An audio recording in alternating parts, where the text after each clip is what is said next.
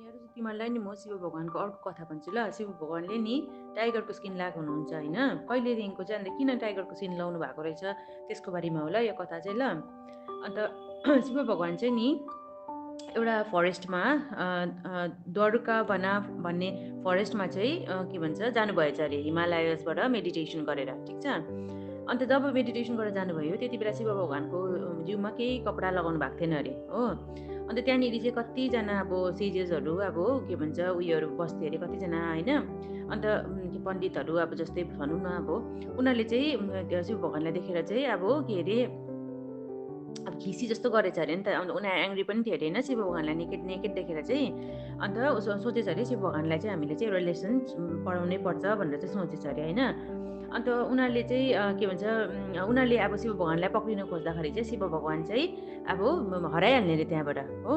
अन्त उनीहरूलाई चाहिँ थाहा थिएन अरे, त्यो सेजेसहरूलाई चाहिँ थाहा थिएन अरे, जसलाई चाहिँ अब जसले चाहिँ उनीहरूलाई थाहै छैन, उनीहरूलाई चाहिँ ऊ चाहिँ जो छ ऊ चाहिँ के भन्छ नेकेड, ऊ चाहिँ लर्ड शिव हो भनेर चाहिँ होइन। तर अब हामीले चाहिँ उसलाई चाहिँ उनीहरूले चाहिँ सोच्थ्यो अरे हामीले लर्ड शिवलाई चाहिँ लेसन सिकाउनु पर्छ भनेर चाहिँ सोचेको थियो अरे हो। अन्त उनीहरूले एउटा के गरेछ भने चाहिँ एउटा के भन्छ एउटा गड्डा खदेछ अरे होइन। अन्त त्यो स्ट्रेन्जर चाहिँ त्यहाँ पसोस् अन्त त्यहाँनिर लडोस् भनेर चाहिँ हो। अन्त त्यस्तो गर्दाखेरि चाहिँ नेक्स्ट डे चाहिँ के भन्छ शिव भगवान् चाहिँ आउँदाखेरि चाहिँ त्यहाँनिर चाहिँ त्यो पिठमा त्यो उसमा त्यो गड्डामा पसेर चाहिँ लडेछ अरे होइन। त्यहाँदेखि उनीहरू मजाले हाँसेछ अरे, खुसी भएछ अरे होइन। अन्त त्यहाँदेखिको चाहिँ उनीहरूले फेरि के डिसाइड गरेछ भने चाहिँ लु हामी चाहिँ त्यो गड्डामा चाहिँ एउटा वाइल्ड टाइगरलाई हालिदिउँ। अन्तखेरि चाहिँ त्यहाँदेखिको चाहिँ त्यो टाइगरले चाहिँ त्यो स्ट्रेन्जरलाई चाहिँ के भन्छ झगडा परेर खाइदिन्छ भनेर सोचेछ अरे होइन। त्यहाँदेखिको त्यो पिठमा त्यो गड्डामा चाहिँ टाइगरलाई हालेर राखिदिएछ अरे हो। अन्त त्यहाँदेखिको लर्ड शिव नि त्यो पिठमा पस्दाखेरि चाहिँ लर्ड शिव त त्यो पिठमा ट्र्याप भयो हो। अन्त उनीहरू त पुरा खुसीले चाहिँ उनीहरू करायो अरे हो। त्यहाँदेखिको चाहिँ अब भन्यो अरे तिनीहरूलाई उयो के अरे त्यो उयसमा चाहिँ अब चाहिँ त्यो टाइगरले चाहिँ उसलाई चाहिँ मजाले शिव भगवान्लाई चाहिँ मजाले खान्छ, तर उनीहरूलाई थाहा छैन शिव भगवान् हो भनेर चाहिँ होइन। अन्त त्यो स्ट्रेन्जरलाई चाहिँ मजाले खान्छ हो भनेर चाहिँ उनीहरू खुसी अब मजाले खुसी खुसी कुरा गरे होइन। अन्त भरे त के भएछ भने चाहिँ त्यहाँनिर त त्यो शिव भगवान्ले त के भन्छ टाइगरसँग त झगडा गरेर चाहिँ टाइगरको स्किन पो लगाएर निस्कियो अरे हो। त्यहाँदेखिको चाहिँ तिनीहरूले चाहिँ त्यो जङ्गलको दुईजना सेजेसहरू जुन चाहिँ जो थियो उनीहरूले चाहिँ भन्यो अरे ए यो मान्छे चाहिँ अर्डिनेरी मान्छे चाहिँ होइन रहेछ, किनभने चाहिँ केसरी टाइगरको लुगा लगाएर निस्किने मान्छे चाहिँ अर्डिनेरी मान्छे चाहिँ होइन रहेछ भनेर चाहिँ।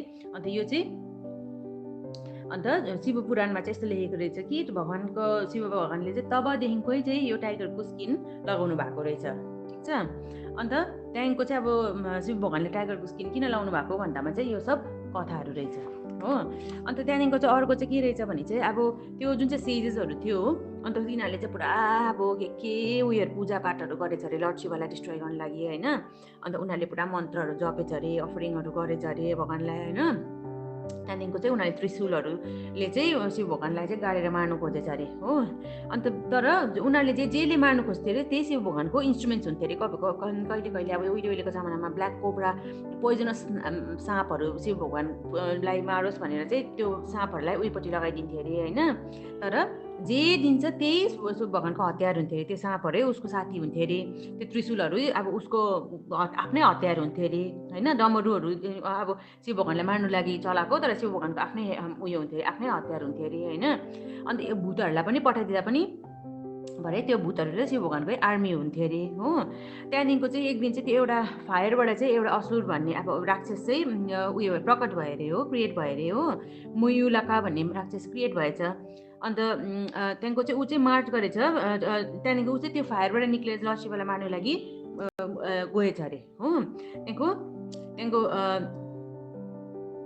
के गरेछ भने शिव भगवान्ले चाहिँ त्यो फायरसँगैको त्यो राक्षसलाई त पक्रेर त के भन्छ खुट्टाले पो क्याच गरिदिनु भएछ अरे हो।